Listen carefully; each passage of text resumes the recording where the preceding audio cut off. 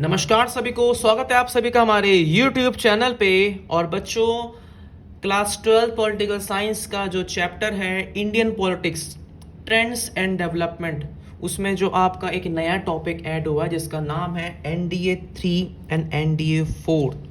बहुत ज़्यादा important topic है आपके एग्ज़ाम के पॉइंट ऑफ व्यू से, क्योंकि अगर आप सैम्पल क्वेश्चन पेपर देखते हैं CBSE द्वारा जो इशू हुआ है, उसमें आपको इस टॉपिक से क्वेश्चंस जो है वो नज़र आ जाएंगे। तो हमारी लास्ट वीडियो बेटा हम लोगों ने डिस्कस कर लिया था NDA फर्स्ट एंड सेकंड, और इस टॉपिक को पढ़ने से पहले बेटा आपको कुछ छोटी बेसिक सी बातें जो है वो पता होनी चाहिए। वो बातें ये हैं कि 1984 की बात करें तो कांग्रेस जो है वो क्लियर मेजॉरिटी यानी कि एब्सोल्यूट मेजॉरिटी लेके आती है, यानी कि कांग्रेस जो है वो अकेले ही 415 सीटें लेकर आती है। ठीक है बच्चों, 1989 में ये आखिरी बार था। 415 सीटें जो आई थी 84 में, ये उस समय बिल्कुल लास्ट टाइम जो है वो एक हम लोग देखते हैं सिंगल पार्टी का डोमिनेंस। उसके बाद में 1989 किसी पार्टी को नहीं मिलती है क्लियर मेजॉरिटी, अलायंस फॉर्म होता है। 1991 किसी पार्टी को नहीं मिलती है मेजॉरिटी, सबसे ज़्यादा जो सीट मिलती है वो कांग्रेस को तो मिलती हैं।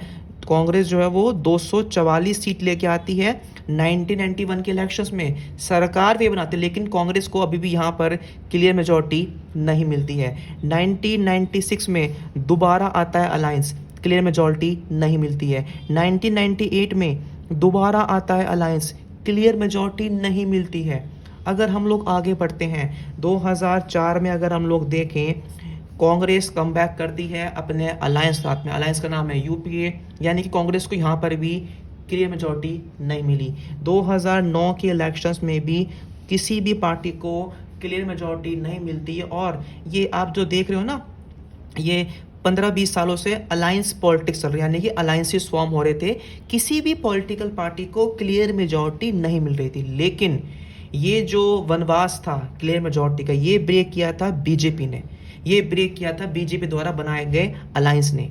तो यही टॉपिक बेटा आपको पढ़ना है हमारे इस वीडियो में। सो NDA third and NDA fourth, पहले हम लोग पढ़ेंगे NDA थर्ड के बारे में। NDA थर्ड क्या है?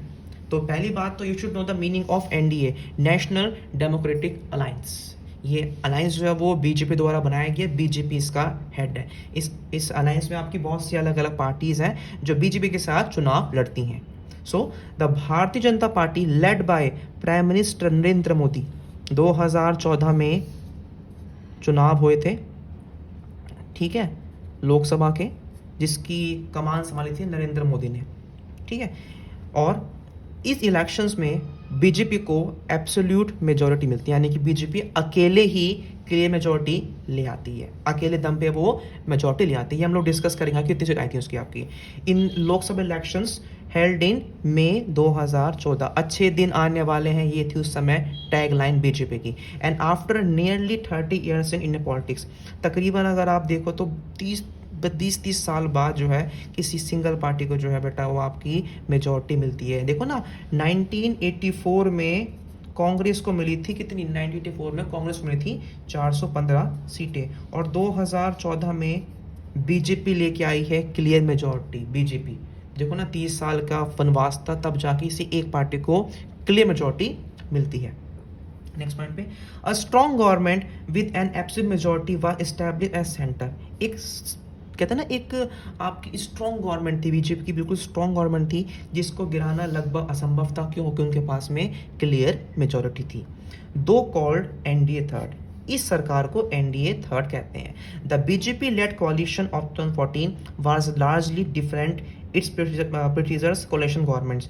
ये जो सरकार थी भाजपा की, ये पहली वाली सरकारों से बहुत डिफरेंट थी, ठीक है ना। अब एक बार से हम लोग रिजल्ट देख लेते हैं कि 2014 के इलेक्शंस का रिजल्ट क्या था।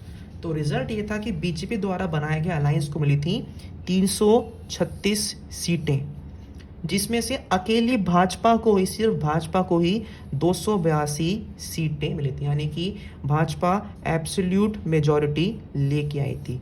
272 प्लस चाहिए, भाजपा के पास 272 प्लस थी, ठीक है। तो ये 1984 के बाद पहली बार ऐसा होता है जिसकी पार्टी को किसी एब्सोल्यूट मेजोरिटी मिली थी, क्योंकि 1984 में कांग्रेस के पास 415 सीट्स थी और उसके बाद अब 30 साल बाद। वहीं अगर हम बात करते हैं इनकी कंपटीटर यानी कि इनके अपोजिशन की, तो यूपीए जो है कांग्रेस द्वारा बनाया गया अलायंस, इसको सिर्फ 60 सीट्स मिली थी। इसको सिर्फ जो है वो 60 सीट्स मिली थी और इसका जो मुखिया था कौन था, कांग्रेस, उसके पास सिर्फ 44 सीटें आई थी। ये रिजल्ट था 2014 का। ठीक है बच्चों, रिजल्ट बनाना चाहिए आपको, जरूरी है आपको ये। Previous coalition were led by one of the national parties. अब देखो अगर हम बात करते हैं, अगर हम इसी एनडीए की बात करें कि पहले जो चुनाव थे, पहले जो कोलिशंस थे वो led by national parties. The NDA third coalition was not only stayed by national party it is BJP, it was also dominated by BJP with an absolute majority. पहले क्या था, पहले नेशनल पार्टीज इन कोलिशंस में थी, मतलब बहुत सी अलग अलग नेशनल पार्टीज थी, लेकिन इस इलेक्शन में पूरे अलायंस में बीजेपी ने डोमिनेट किया था। समझ रहे हो ना, डोमिनेट मीन्स कि अकेली पार्टी, एक अलायंस में अकेली पार्टी जो है वो सबसे ज़्यादा जो है वो सीट लेकर आई है। It was also called a surplus majority coalition. ठीक है ना, एक ऐसा कॉलिशन जिसमें अकेली पार्टी ही अपने दम पे सीट लेके आई है, जिससे सरकार बना पा रही, यानी कि अगर एनडीए की सारी पार्टी अलग हो जाए तब भी ये जीत जाते। In that sense a major transformation could be seen. अब यहाँ पे एक बदलाव देखा था हम लोगों ने, हमारे भारत की जो कॉलिशन पॉलिटिक्स थी उसमें हम लोग एक बदलाव देखते हैं। बदलाव का देखते हैं कि हम देखते हैं वन पार्टी लेड कॉलिशन। पहले क्या था कि एक पार्टी कॉलिशन को लेड कर रही है, यानी कि अकेली पार्टी पूरे कॉलिशन को संभाल रही है, और अब क्या हो गया था, अब हो गया था वन पार्टी डोमिनेटेड कॉलिशन, यानी कि पूरे अलायंस में, पूरे कॉलिशन में अकेली पार्टी जो है वो डोमिनेट कर रही है। ठीक है बच्चों, सो दैट्स योर इलेक्शंस 2014 जिसमें भाजपा जीत के आती है, और इसको हम लोग एनडीए 3 भी कहते हैं। अब हम लोग आते हैं एनडीए 4 के बारे में। The 2019 Lok Sabha elections, the 17th since independence, once again brought back BJP led NDA to the center। सबको उम्मीद थी कि भाई 5 साल रूल करने के बाद भाजपा चुनाव हार जाएगी, क्योंकि स्टार्टिंग के भाजपा ने कुछ भी इतना बड़े चेंजेस, बदलाव नहीं किए थे, बट ऐसा नहीं हुआ। भाजपा दोबारा पावर में आई है और इस बार और ज़्यादा सीटें लेके आई, और ज़्यादा जो है बढ़त बनी किसकी, बीजेपी की। ठीक है, बीजेपी जो है 2019 में 350 प्लस, जो बीजेपी का जो आपका वो था ना एनडी, जो था आपका अलायंस था, वो एनडीए 350 प्लस सीटें जीतता है 543 में से। अगर हम सिर्फ बीजेपी की बात करें तो इस अलायंस में बीजेपी 303 सीट्स जीत के आती है। The biggest number any single party has won in the lower house since 1985। 1984 में कांग्रेस के पास 415 थी, तो 1985 के बाद सबसे हाईएस्ट सीट जो पार्टी लाई, अकेली पार्टी, वो कौन थी, वो थी आपकी बीजेपी। ठीक है, when Congress swept election in the aftermath of the miss Gandhi. अब 84 में आप सभी जानते हैं इलेक्शंस, इंदिरा गांधी की हत्या के बाद में काफ़ी सिंपैथी के द्वारा कांग्रेस चुनाव जीत गई थी। ठीक है, नेक्स्ट पॉइंट पर जो based on the cumulative success of BJP in 2019, social scientist have started equating the contemporary party system with BJP system. जैसे पहले था सिस्टम कांग्रेस का, वैसे लोगों ने अब क्या बोला, लोगों ने बोला कि भाई अब जो है वो बीजेपी सिस्टम जो है वो शुरू हो गया है आपका ये। ठीक है, where an era of one party dominance like the Congress system has once again started appearing on the democratic politics of India। जैसे कांग्रेस सिस्टम जो था आपका पहले था, अब आपका बीजेपी का सिस्टम आ गया था। अगर हम 2019 के इलेक्शंस के रिजल्ट्स की बात करें तो हम लोग यहाँ पे ये देखते हैं कि एनडीए को मिली थी 353 सीटें, बीजेपी को मिली थी 303 सीटें। ठीक है, 2019 के इलेक्शंस में।